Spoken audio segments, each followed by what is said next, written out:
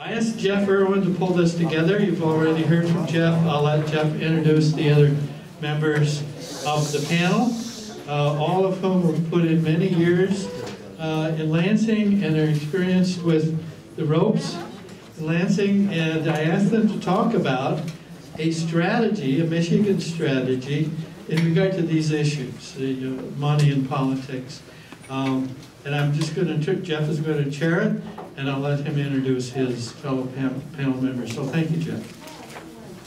Thanks again, Stu. And can we get another round of applause for Stu?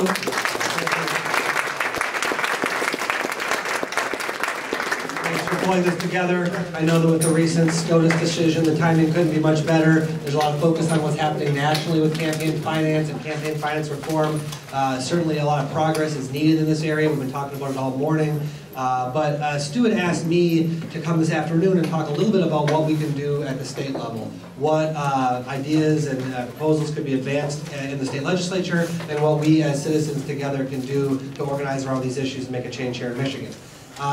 We did do, I think it's probably mentioned before, we did do one of these panels up in Traverse City about 6 months ago, and there was a couple of us legislators, and we had a retired legislator with us, and I thought that that provided a really interesting perspective. And because I got my political start as an intern and eventually a legislative aide for then Senator Alma Wheeler-Smith, and we were doing this in Ann Arbor, I thought there would be absolutely no better person to invite to talk to us about what's happening here in Michigan and what are some of the struggles we face with campaign finance reform and corruption in government than my former boss, our former state senator, and the former state rep from the 54th District in Ypsilanti, Alma Wheeler-Smith. So if you're ready to kick off.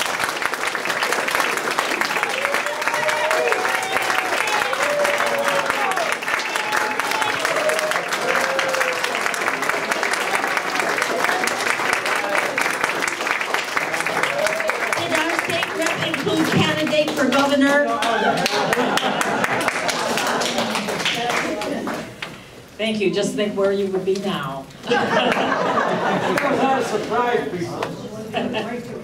Well, thank you for the greeting. It's wonderful to be home. And Jeff asked me to set the stage for this discussion. And I want to recall, if I can with my brain, some of the things I used to say to the people when I would go out and talk about campaign finance reform and campaign election reform, campaign and election reform. And people used to get really angry with me because I would tell them first, if you're not participating in politics, it's participating on you. And then I would tell them, the representatives that get elected, work for the people, put them in office, and keep them there. And those are the people who contribute dollars and get out and campaign on the streets and knock on doors. They recognize those people, and those people have access. And then people would get angry and say, you represent all of us. And I said, I'm not saying we don't represent all of you. I'm telling you who gets access to politicians. And all too often, it's the people who put us in office and those who keep us there. And we remember best by the dollar sign and the amount that follows it, who helped us get elected.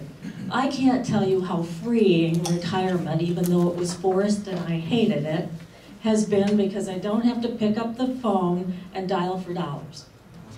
There has to be a better way for our elected officials to have the money that affords a quality campaign, not anything over the top, because we draw up campaign plans that say you need this amount of advertising, this amount of door-to-door, this amount of A, B, C, D, and F. And the opportunity for people to participate in those grassroots levels is high. And believe me, I recognize everybody who responded nicely at a door, who licked a stamp, sealed an envelope, did anything it took at a grassroots level to help me get elected, because you were also the people who voted. But I do remember the people who gave me money, and nothing made me angrier when I was sitting on the floor of the Michigan Senate and my desk phone, my floor phone rang, and there was a lobbyist on the other end. And I said, how did you get my number? And he said, I had it from the person who sat there before you. I said, don't ever call it again.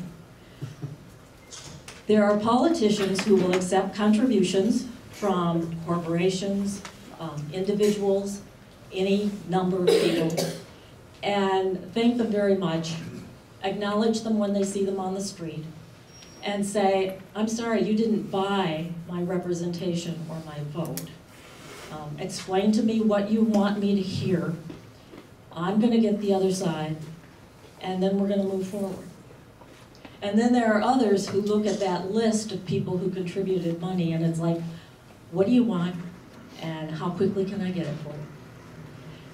Another story from my time in the Senate and the end of my first term, and we were on a very close vote on the Senate floor. The Democratic Party and the Republican Party were not nearly as disproportionately represented in the Senate at that time. And we had a couple of Republicans that were voting with the Democrats on an issue on insurance. And we held out as the Democratic caucus and those two Republicans for hours. And at 2 o'clock in the morning, the leadership obviously had word that they had gotten the one vote they needed. And they moved the question again on that issue. And it turns out that one of our own Democrats had switched. And we were horrified, yeah, angry, horrified. And he was leaving the Senate. After he retired from the Senate, 5 weeks later, we learned that he had been hired by DTE. And we said, okay, they bought his vote with a job. And that was really hard for us to swallow. We had always been kind of realistic about how money floats around and in the system, but that was a real slap in the face. That was a wake-up call for election and campaign reform. Not that we hadn't been working on it before, but we became more greatly focused. And then my final experience was in the Michigan House. When we were looking at the taxes and our ability to increase them, we were in the majority as Democrats. We had a Democratic governor in the office, in the governor's office. And we figured, okay, we can get an increase in taxes. We knew we had a challenge with the Senate, but figuring that we had 2 of the 3 legs of the stool, we might be able to get a tax increase that meant we could purchase for the citizens, invest in what they wanted us to invest in. Democratic lobbyists came out of the walls, ceilings, floors, and said to us, you can't raise taxes. And we said, wait a minute, that's what we're here for. We've got to finance education. We have to do something about health care. We have a lot of work to do here. You remember what happened the last time the Democrats raised taxes? The response was, that was decades ago. We're not going to lose the House. We're going to do the right thing, and the people are going to support us because we did. Well, you know, the lobbyists were wrong, fortunately, and we did get the tax increase, and we were returned to the majority in the House. It gave us a little hope that maybe the message would go out that you could do the right thing, and there wouldn't be enough money in your next election to throw you out. I'm sure other people can tell you the stories about those that have been thrown out, but that's part of the discussion that Jeff and Jim are going to take over.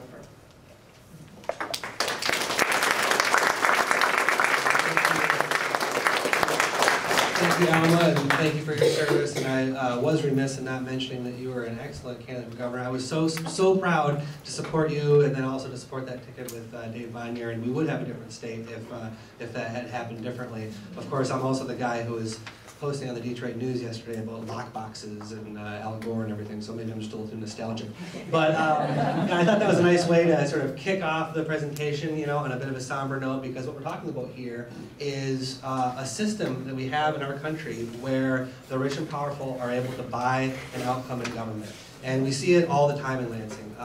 We see it, as we noticed earlier, when Rick Robinson was making his presentation about the Michigan Supreme Court and all the money that's flown into the Michigan Supreme Court for the last 10 and 20 years, numbers that have gotten from outrageous to ungodly. And you know, you have to wonder, what is it that they're trying to buy there in the Supreme Court? Well, I think I might be able to connect it a little bit by telling you a little sort of Lansing joke. Which is insurance companies never lose in the Michigan Supreme Court unless they're getting sued by another insurance company. So, yeah, if you wonder where a lot of that money's coming from, you don't have to look too much farther. And so big money in politics is a problem in Michigan. It's a problem not just because of what we see nationally with Citizens United and McCutcheon and the super PACs and all of that, but these problems visit themselves on the state legislative races as well. So you've seen the Americans for Prosperity ads that are horribly dishonest against Gary Peters, and they've been running for the last couple of months, and they're certainly doing some damage to that candidate. But what you don't see, particularly if you live in Ann Arbor, what you don't see is that Americans for Prosperity is also playing in state legislative races, dumping mountains of mail on primarily Democratic candidates, negative mail on Democratic candidates in swing districts. We don't see that in Ann Arbor because Ann Arbor isn't a swing district.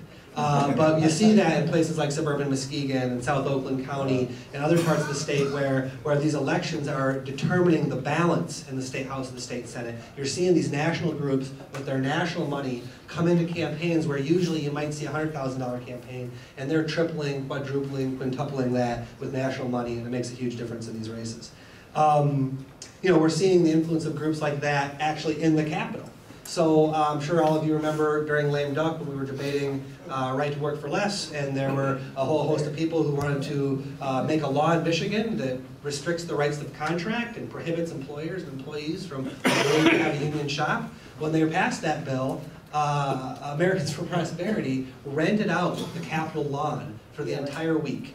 So they had it rented out, and they were filling it with their tents, and they were giving out hot dogs to their supporters, which there was only a tiny handful of. I think they were paid to be there. But what they were trying to do is they were trying to occupy the steps of the Capitol, they were trying to occupy the lawn with their money to prevent bona fide citizens from coming to Lansing to protest about a bill that they didn't like. I mean, how wrong is that, right? I mean, here they are trying to use their money, power, and influence to not just buy politicians, but to shut regular citizens out of the process. And what happened on that day? The state police locked the Capitol. They did. That's the first time. That never happened. I never saw that happen before. Did that ever happen in your time? I mean, one of the things that I'm really proud of as a Michigan legislator, up until that moment at least, is that we have a very open state capitol.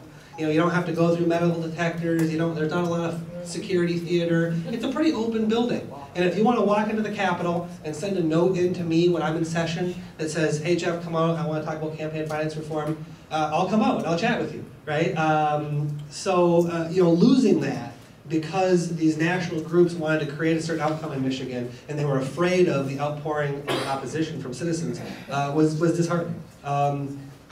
You know, we also have seen legislative changes in Michigan that make it more difficult. And Rich Robinson mentioned this earlier, but I'm going to mention it again because it was so horrifying and so recent.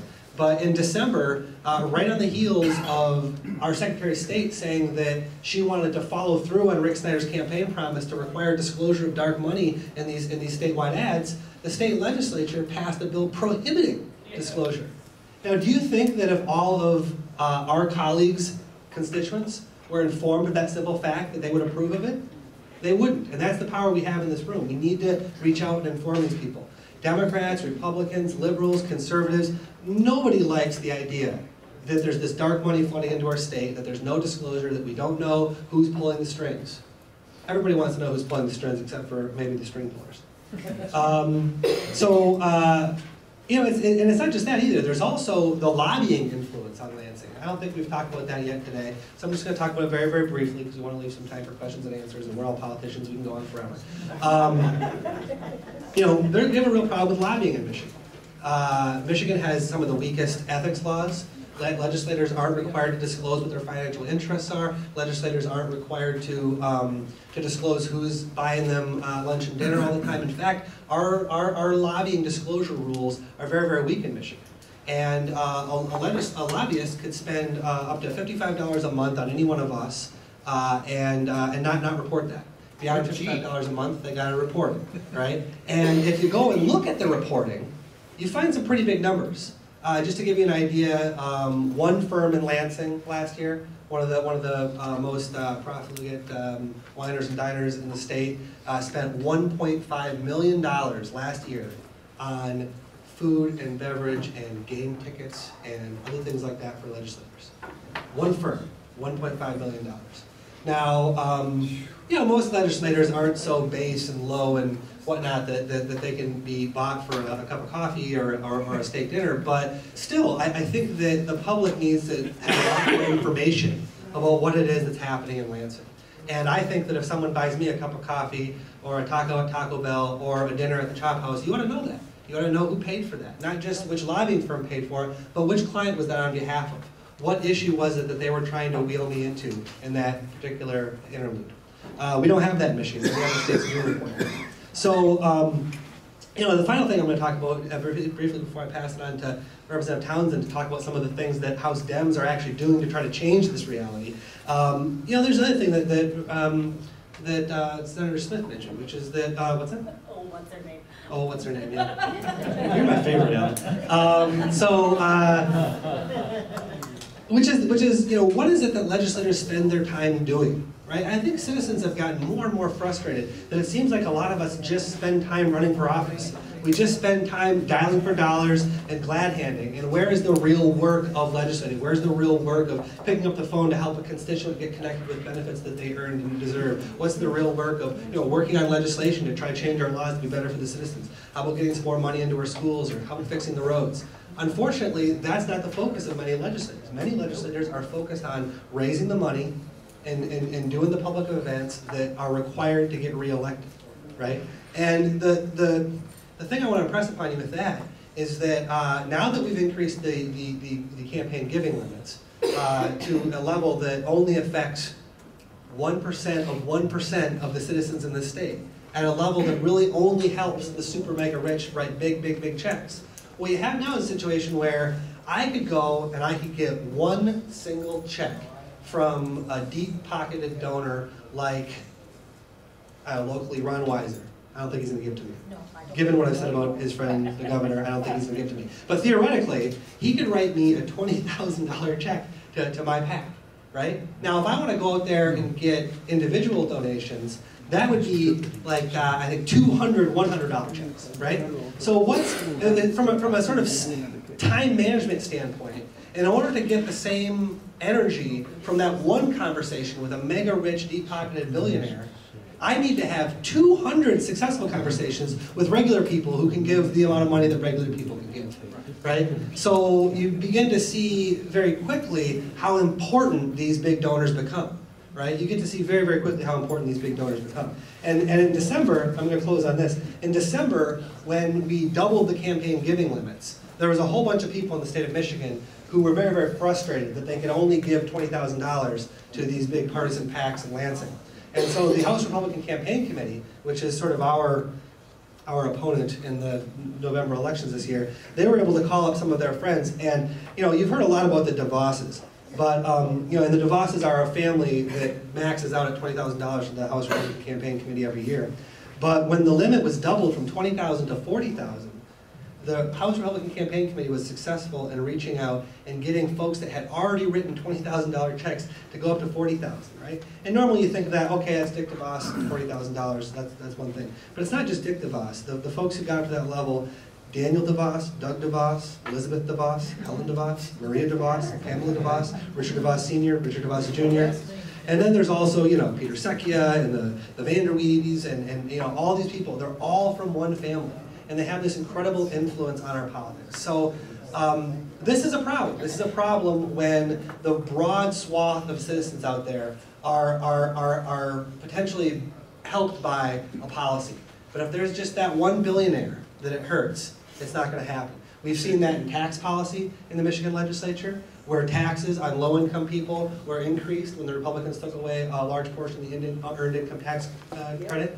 We saw it when the Republicans increased middle-class taxes, when they got rid of the pension exemption, but also the per-child credit, also the charitable giving credits. I mean, they systematically raised taxes on almost everybody in the state of Michigan so that they could give a big tax break to a very, very few people at the top.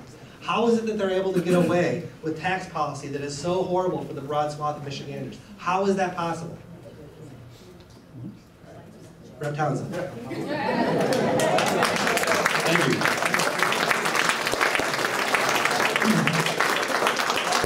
Well, it's just a real honor to be here to talk about something so important and to be with two terrific leaders. You know, Alma, I'll call you Alma, you know, has been a friend for many years and a family friend. And Jeff and I have enjoyed working together over many years and have tried to enjoy the last 4 years trying to do something in the legislature, but it has been really tough.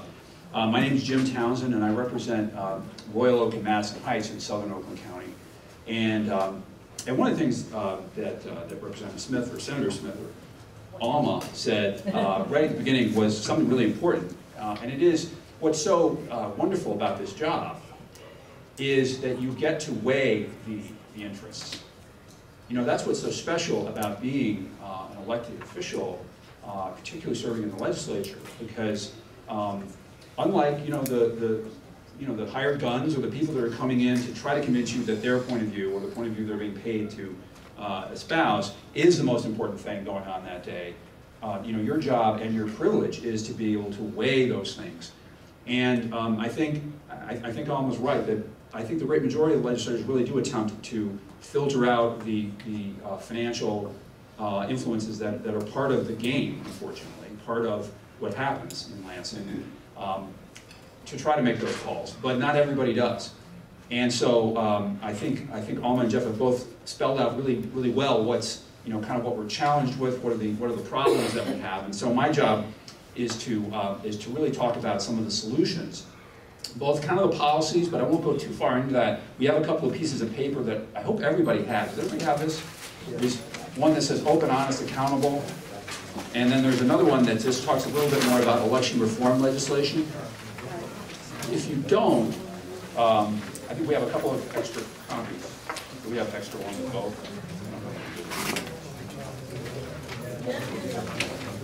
Oh, we have a few extra ones too.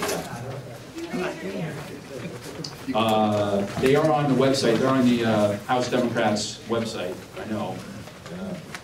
But point being is, I'm going to touch on a few things, kind of policy-related things, but I'm hopefully going to end with some hopeful words about political strategy and talk about maybe a pathway to change that I think all of us at the end of a long day on a Friday would like to hopefully hear. So Jeff touched on, I think, the most important thing that's happened in recent years in this realm, and that's the Citizens United decision. Obviously, the McCutcheon decision is sort of another major blow, but I don't think anybody would argue that the Citizens United decision sort of, you know, wasn't a huge setback. And but there is one silver lining in that decision, and it is that the Supreme Court used that decision.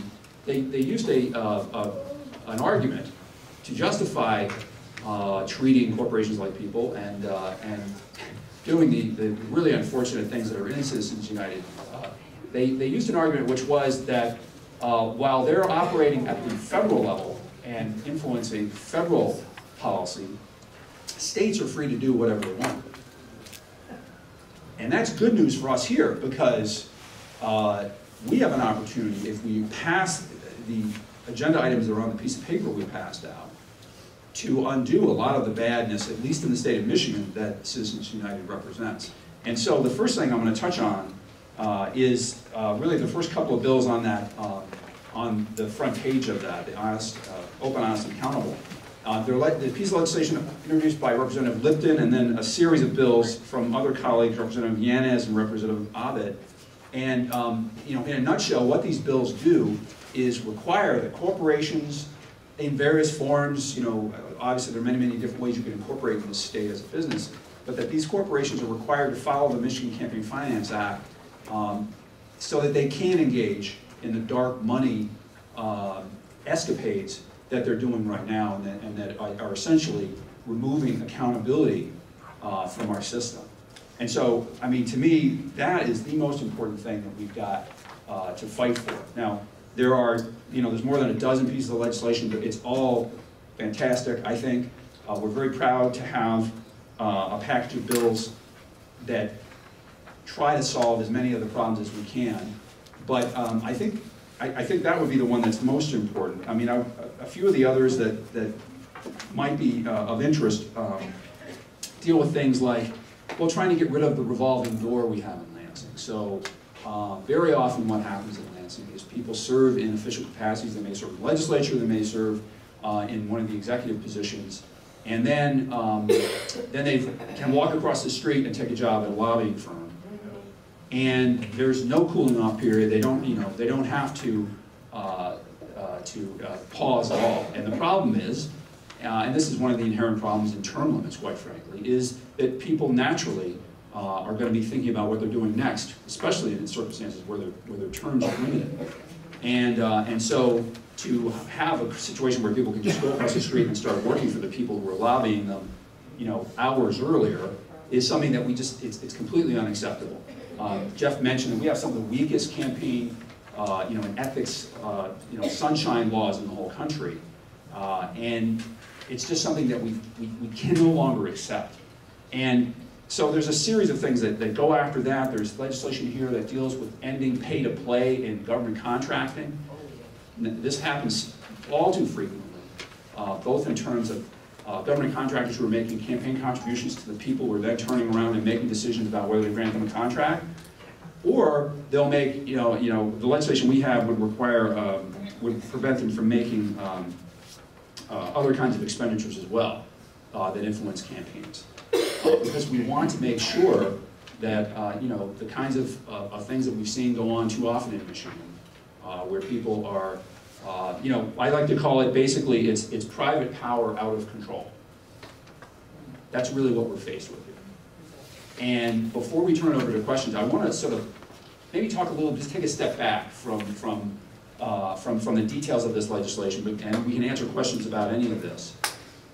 Because I think sometimes it's really helpful, especially late on a Friday, to take a step back and think about how positive change in this field has occurred in the past.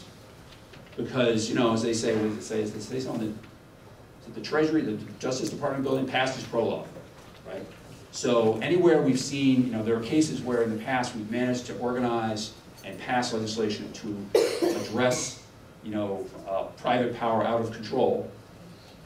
What were the circumstances? What were the conditions that were created on the ground? And how did people take advantage of those circumstances? So without going on for too long, I've been thinking about this, and there's been some good things written recently about the progressive era. And some of the first campaign finance laws were passed, in that era. The first limit on corporate contributions. I don't remember what year it was, but it was, I think, 1913, 1914, something like that. Rich probably knows in the back. 1905.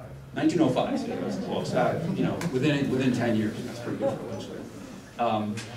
And I think that, at that time, what was going on? Well, private power was out of control. And and what you see if you look at these periods of time when we have enacted landmark campaign finance and ethics legislation, it's been circumstances where private power was out of control, and the evidence of that could be found in this incredible disconnect between what people want and what they're getting from their government, right? Right. So clearly, in the robber baron era, private power was out of control, and we had, we had no protections for people, even though it was so clear and there was so much being written and said to demand it. And so we started to set about at least beginning to clean up our system, right? Then you fast forward to the Vietnam era and the Watergate era. Another instance where people saw an incredible disconnect, an incredible discontinuity between what they wanted. They wanted an end to the war. They wanted real implementation of civil rights. They wanted protection for the environment, and they weren't seeing those things happen really fast enough. And then they saw, obviously, with Vietnam and Watergate, they saw an incredible disconnect between what the government was telling them and what was really going on. And then they found out that there were private interests that were putting, $100,000 bags of money, right, being delivered to all the president's men, right? And that led to some very significant changes. And more recently, it's not like this is all old history. More recently, we've seen now that the changes haven't been as thoroughgoing and they haven't as lasted as long. But I would argue that what happened in Bush v. Gore led to some a certain amount of change. And obviously, we saw the McCain-Feingold legislation, which obviously has now been essentially overturned. But we saw a change in that direction. So fast forward to now. Well, what do we have? What are we experiencing now? I mean, I just started making a quick list. We have we had the financial meltdown, back in 08, 07, 08, and not a single bank executive has gone to jail. Not one. Not one. They didn't break any law. In America. Right. Well, they did break laws. They're not going. But they have Right. And the legislation that's passed. They have affluism. Absolutely. So, but that's just the tip of the iceberg. I mean, the tragedy that happened at Fort Hood yesterday. Jeff and I have been strong advocates for this for many years, but certainly during our time in the legislature, for reasonable gun safety legislation, starting with universal background checks. Now, I'm not saying that would have stopped the perpetrator in that case, but it's very ironic to hear the military start talking about restricting people's concealed weapon carry abilities on military bases. Meanwhile, we have people that want to open this up and allow people to conceal weapon carry in our schools, in any place. So there's an incredible disconnect. 86% of people in this state want universal background checks. That, I'm the sponsor of that legislation in the House, I can't get a hearing on that in the House. Right. So the bottom line is that the only way we're going to pass, I think, meaningful campaign finance reform and ethics reform legislation is to begin to connect the dots between the frustration and the disconnect that we see between what the people want and what the people are getting. And so, as much as the details of the legislation really matter, and it's very important that we have our policies clear and our messages clear so we can get this done, getting it done is going to mean that we identify and relate all of these disconnects to the source of the problem. And so I think maybe that's what we should move toward, is talk about, hear your questions and hopefully answer them, and find ways that we can organize and get the word out that if you want more funding for your schools, if you want a safe gun policy, if you want to hold private power accountable, and public power accountable, then we've got to change these laws. So I guess we're ready for questions and answers.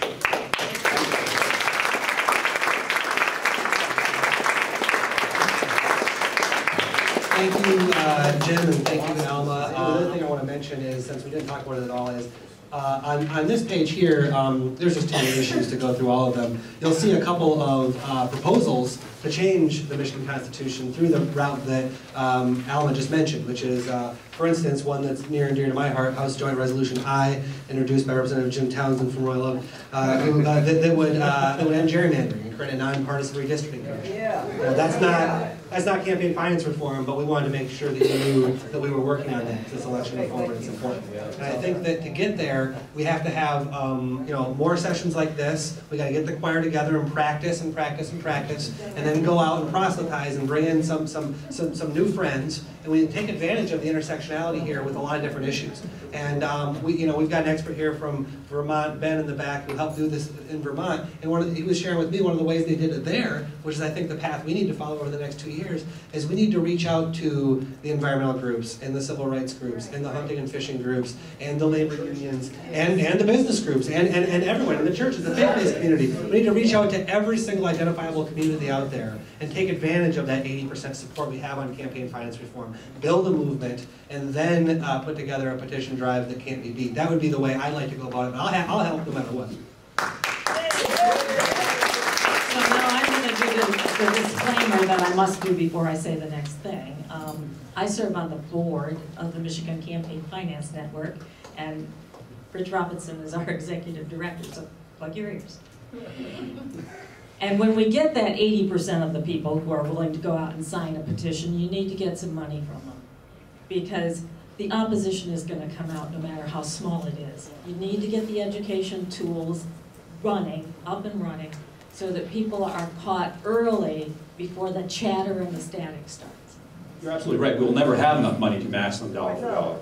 So I think it speaks to this key thing I was trying to get at before, which is that campaign finance and election reform is almost never going to be the issue for a it's not going to be that when Jeff was talking about assembling this great coalition of all these interests, the reason that's so important is only as a group could they get behind something like campaign finance reform. Each one of them individually probably isn't going to have campaign finance reform at the top of their list. You know, so we need to reach out to a lot of groups and out-organize the other side. And also, I think, you know, what I was trying to say is just simply that I think the frustration and the disconnect between the results people are getting and what the government is doing, you know, are becoming so stark that, you know, you reach a breaking point. And sometimes the breaking point is expressed, you know, with the Tea Party.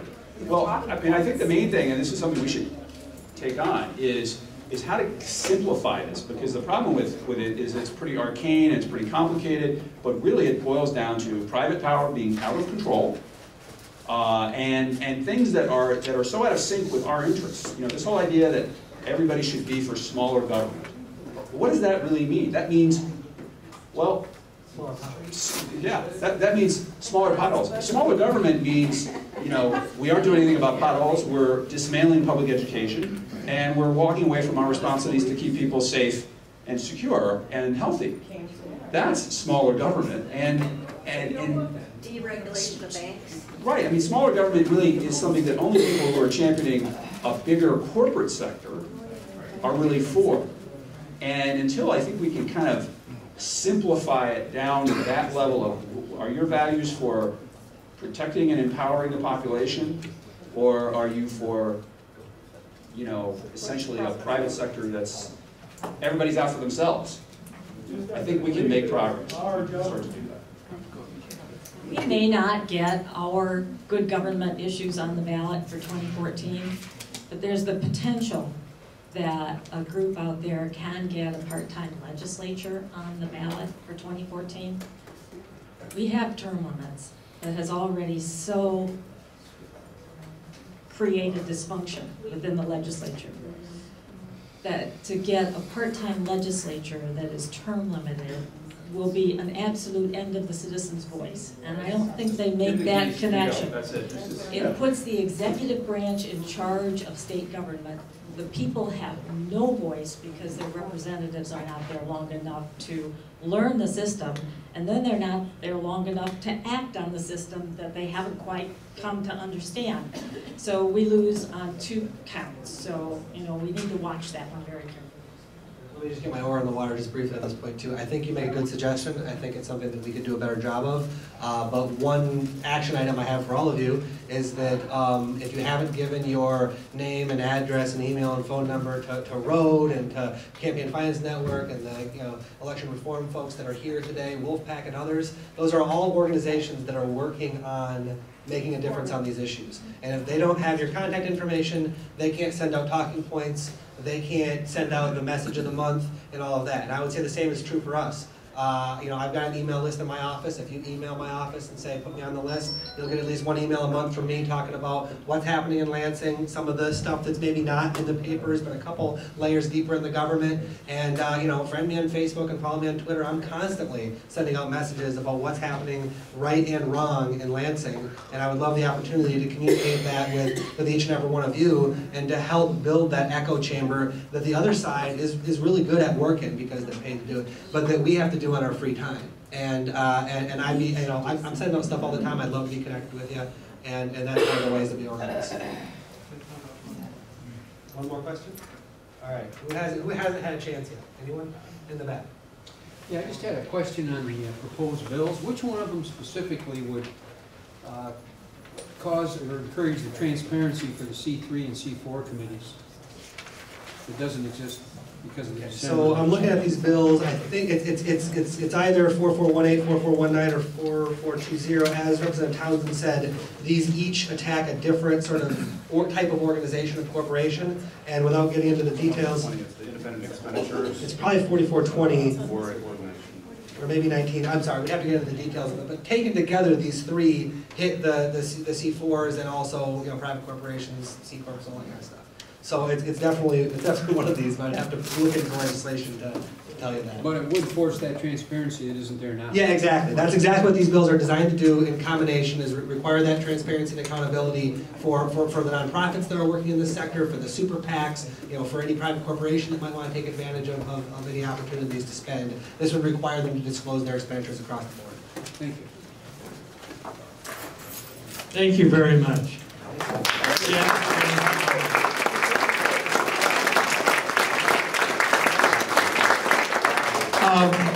You've had a great day, and before we leave, I'd like to just make a couple announcements. And I wanted to remind you, everybody who helped put this conference together was a volunteer of one sort or another. The speakers gave their time and their travel, etc. Republicans, cut off your mic.